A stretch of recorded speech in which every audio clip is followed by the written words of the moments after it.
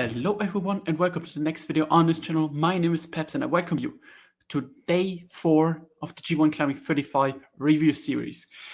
Yeah, we have reached day 4, the first single B-block day, and before we head into this all, I want to say once again thank you all for the support and everything, and I'm always glad to see that people enjoy it. The DMs and the comments I'm getting are always very positive, so I'm glad about that.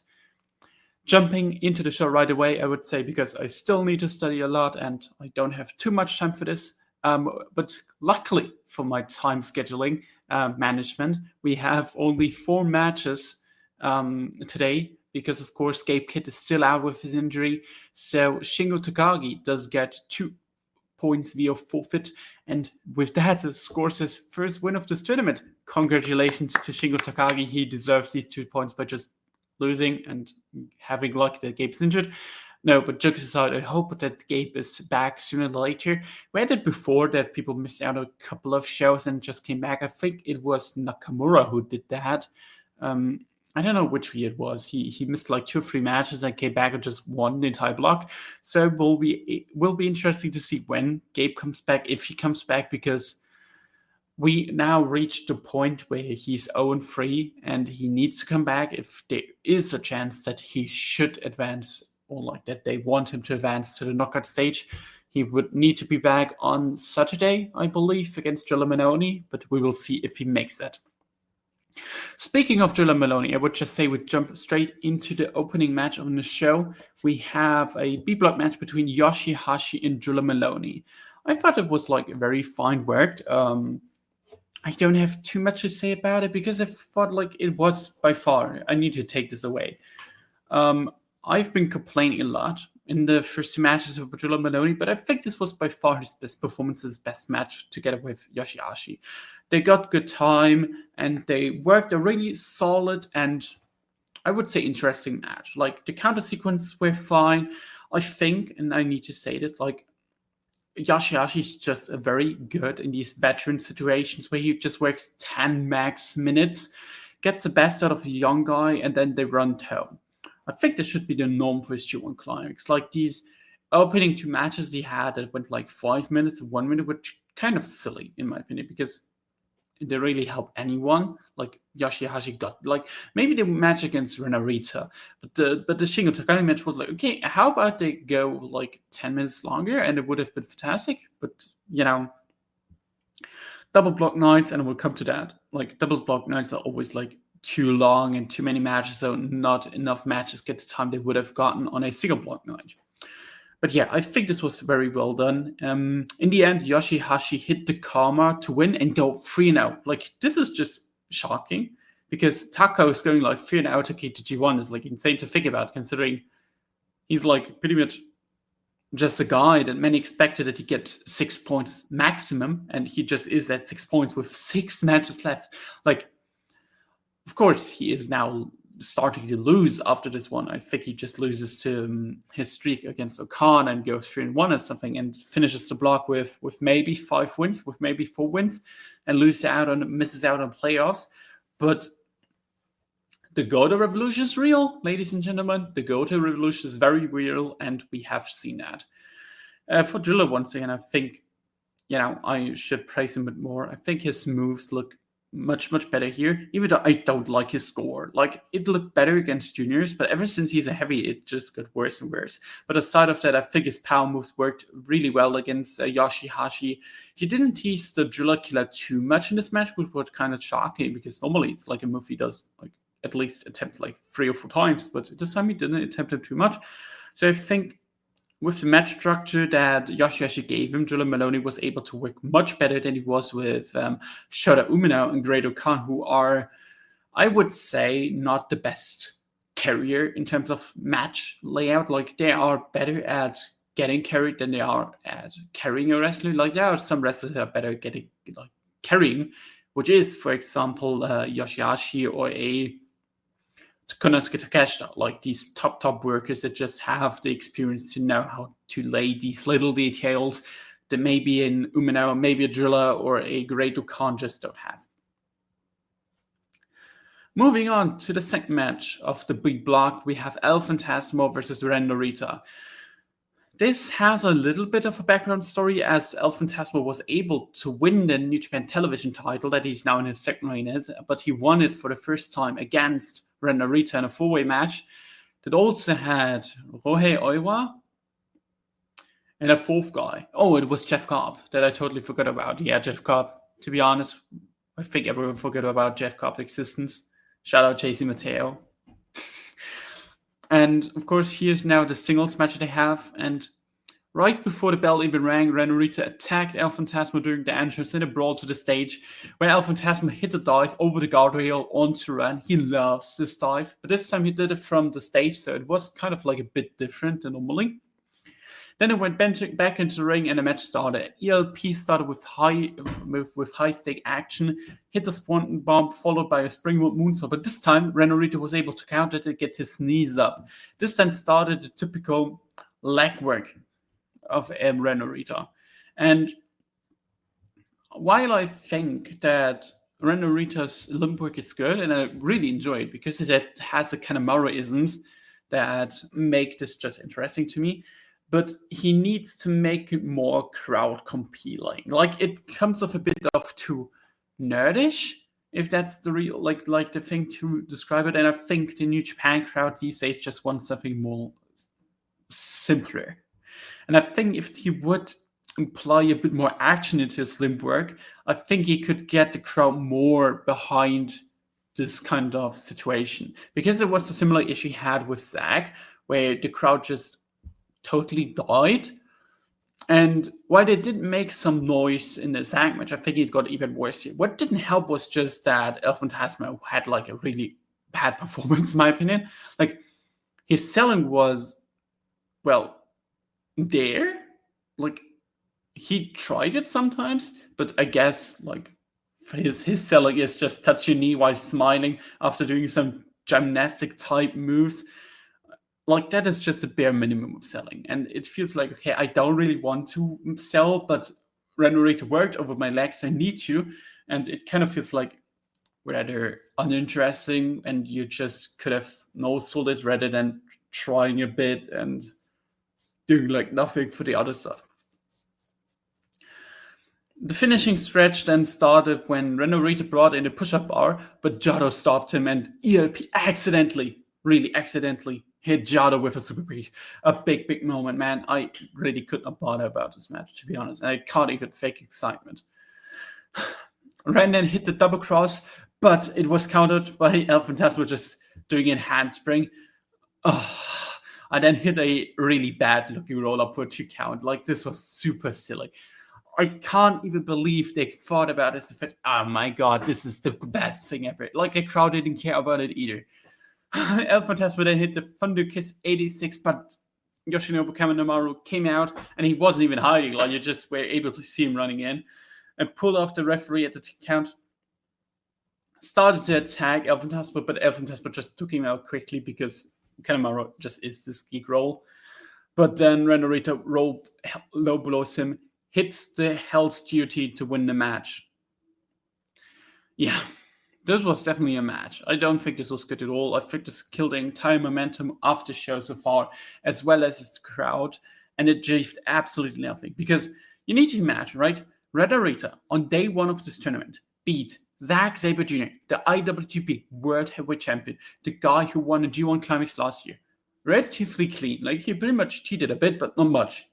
Meanwhile, against El Fantasma, he needed a run-in, multiple visible El Fantasma pretty much wins, and a low blow to beat him, to beat the TV champion.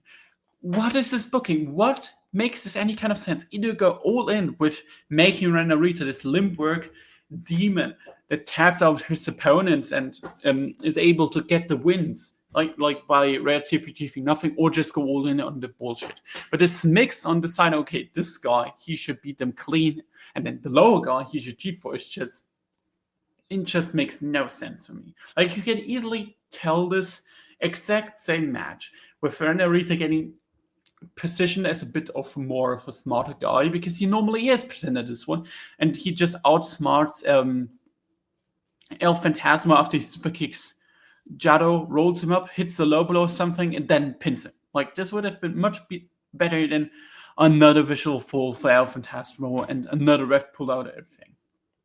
Then we go to the semifinal main event, Konosuke Takeshita vs. Great Okan. And I was interested to see how this one goes because I have my theory about Okan and it was proven wrong today. So I will talk about this match, and instead of slow with good grappling, it quickly went to the outside with great Okan control. He tried to body slam Takeshita onto the guardrail, and it looked really weak. Like, I would think he expected to look it better because he was like pushing his thing like to the crowd, go away, go away. And I was thinking, oh shit, what is now coming? That he did like this weak looking body slam. That was kind of weak. That started in dominant faces of Okan. And dominant faces of Okan can be like either really good or boring. And I think this one was done well. Like, it helped that Takeshi's just a really good wrestler and just knows how to really put over his opponents. And I think he did it well here as well. Like, at points, Okan was trying to waste some time with doing suppose and everything because it feels like that they got 2 or 3 minutes more due to Cape Kid missing the show and they need to add some time to every match. But once Takeshita got the offense, and it got like really good and entertaining. Takeshi's just a monster, like, right? Like, we don't need to talk about how good he is. And the thing about him is he always gets the right moments to pick up the pace and controls the match in a way where he just makes everything himself and his opponent better. Like, the crowd started to fully buy into the falls once he got into control and was really into this. Great Okan countered the Raging Fire attempt into the Tombstone Piledrive, which was a sick as hell counter for a close to count, and it was followed up by Takeshita counter the Eliminator attempt into a Frankensteiner, which was also very well done. So these two countering each other's finishing moves into another signature of them was really cool by them. And in the end, it was then Okan who caught Takeshita with the Iron Claw doing a pinfall attempt because Takeshita did kind of like the arrogant pin. So Okan had clear sight on the head of Takeshita, got the Iron Claw locked in, put him up, wanted to go for Eliminator, nearly finished Takeshita off here, but Takeshita was able to roll out of the Eliminator attempt, hit the elbow, but Okan counters the follow-up with a punch to the midsection, and both started to sell. And this was like a fantastically done and told sequence, in my opinion. Then Okan, of course, went for the Superman punch, but was caught in the middle by an elbow by Takeshita. Raging Fire, 1, 2, 3. And Takeshita wins the match in around 17 long minutes. And I would need to say this was legitimately really good. And I think far better than I expected it, because Great Okan is a guy, like I said it, who put on normally great matches when he's winning or at least gaining something from it. This time he just put on a great match because he felt like it, which is like really important. And I need to look up when the last time this was, when it happened. I think it was against Shingo in the playoff stage last year, the G1 Climax, where they had like a really great main event match. And I think Okan in general were expecting these main event or semi-main event style matches to go a bit longer, a bit over 10 minutes, because then he can get his style and his match layout evolved more than usual. Takeshita on the other side picks up the win, can recover after losing to El Phantasmo, and goes with a 2-1 advantage into the next day. In the main event of the show, we had the rematch from Wrestle Kingdom for the IWGP World Heavyweight Championship in the main event. Back then, it was Zack Sabre Jr. versus Shota Umino, and it was seen as a huge disappointment, but also kicked off the second chapter arc for Shota Umino. Now, 7 months later, Zack and Umino are facing off once again in the G1 Climax main event. And before the match started, like, I thought, okay, a great match, including a fantastic performance of Shota Umino is needed here, because they need to redeem themselves at least a little bit, even though the situation is completely different. And this will, of course, this match being great, spoiler alert, will of course not take away how bad the Tokyo main event was, but still. And they started this match off perfectly with a fast-paced opening stretch, and already had like more urgency than the Wrestle Kingdom match, which was like kind of funny. And then Zack started off with more aggressive performance with stiff strikes and everything, while Umino tried to go for Zack Sabre Jr.'s leg, and I really enjoyed that part because it was more of a mirror from the thing that they tried in the Wrestle Kingdom match, where of course Zack went more for the submissions while Umino was more of the aggressive performer. Unlike the Wrestle Kingdom match, and this is likely the second to last time we will bring that up, they picked up the pace very well, got the crowd into the match, especially during the long submissions that Zack had Shota in. Like, there was one that was Zack countered something and perfectly set it up. I think that the clip went kind of viral on Twitter, and Shota just barely escaped it off like being in it for 1 or 2 minutes, just got his foot on the rope, and it was like really well done. Much better than the submission slugs that Zack applied on Shota Umino at Wrestle Kingdom, because the crowd actually cared, and they did a really well job to get the crowd involved in this one. And from that sequence on, every sequence got better and better. Like, at around the 20-minute mark, Umino hit the best running knee strike he ever did, went for the follow-up, but got caught in the Zack driver for a great near fall. Like, there were so many fantastic counters this match that I can't even mention all of them. Like, both of them did so fantastic. And then in the end, Umino hit a lariat, hit the second chapter to beat the IWGP World Champion. In my opinion, and I take this away in the best match of the tournament, better than Yuya Uemoura's Taichi. For me, I gave this one 4.25 stars. This was like super well done, fantastically worked. 22 minutes, the longest match of the tournament so far, and they delivered throughout the entire match. Of course, it's tough to compare to the Wrestle Kingdom match because the length is different. Like, it was half of the length, as well as the importance itself in the match was supposed to achieve was totally different. But this is basically what I wanted the Tokyo Dome match to be. Zack being this legitimately asshole while Umino comes back, showing the fire, showing the love that he appreciates, and the crowd being totally into it. And I loved every single second of this, because this is exactly the match that I want to see between those two. It was fantastically worked, got everything in that I needed to, didn't go too long, and just was great, in my opinion. Like, I can only find good words about this. Shota Umino especially, like, this guy started off this tournament with this really bad Shota Umino match, and then I had this really bad El Fantasma match, and had this really bad, funny enough, Drilla Maloney match. Like, and now he has, in my opinion, the best of the tournament, and that is kind of like what Shota Umino is always. Like, this guy jumps between being incredible to just bad, and I don't know what it is. If it's the confidence, if it's his opponents, if it's his style, I don't even think he knows the reason for that, right? Like, I don't know. It was really weird, but I think he did really well here, and he deserves his praise. He has Renorita next in a important match, in a rivalry match. I think he needs to deliver there. I think Renorita knows he needs to deliver there, but I also could see this going really boring. Zack, on the other side, is world champion after being so dominant like last year, this year, starting off with a 1 or 2 record without picking up a win by himself is like a bit of shocking, because he has still some of the bigger names coming up, a Shingo, a Konosuke Takeshita, and all of them, where he easily could drop falls to, but instead he put over Renorita and Shota Umino, which is like really cool for them.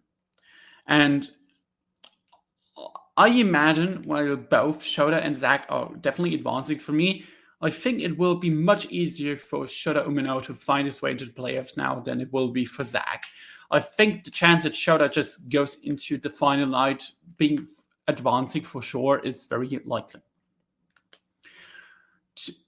To get my overall thoughts on the show, I think it was a solid enough show. The B block always has like a one bad to middling match, which this time it was Renorita versus El Fantasma. But the top 2 matches both over-delivered, in my opinion, had the best match of the tournament, had a really good Takeshita versus Great Okan match, and I think the opening B match between Drilla Maloney and Hashi was also good, and the best match of both of them so far. We will now look at the stat sheet, and only at the B block, of course, because in the A block nothing changed. We have, as the leader of the B block, Hashi with 6 points, then tied second, Drilla Maloney, Konosuke Takeshita, Renorita, Shota Umino, 4 younger guys with 4 points. Then we have El Fantasma, Great Okan, Shingo Takagi, and Zack Sabre Jr. all tied with 2 points at place number 6. And then, of course, last is Gabe Kidd with 0 points. Of course, because he forfeited 2 matches, we will see how his tournament goes. In terms of the match times, Konosuke Takeshita and Shota Umino jumped really near to the top, with Shota Umino with 46 minutes and 9 seconds, and Konosuke Takeshita with 45 minutes and 22 seconds. They are now with number 3 and 4. Number 5 and number 6 are also B-block wrestlers with Great Okan at 38 minutes and 25 seconds. And Zack Sabre Jr. only 1 second behind, funny enough, with 38 minutes and 24 seconds, but also 1 match less because, of course, Gabe Kidd forfeited his match against Zack Sabre Jr. At the bottom of the block, we have Gabe Kidd with 30 minutes because he only had one real match. Shingo Takagi with 60 minutes and 57 seconds. And Hashi with 17 minutes and 43 seconds. The only guy who has wrestled all 3 matches who can really get into, you can look at his set and think, okay, maybe, his match is a bit short. And with that, we also finished the 4th day of the G1 Climax, the 5th day of the G1 Climax in Ottawa City Gymnasium on, I believe, the 25th. So I'm really excited for that one. And until then, see you all next time. Bye-bye.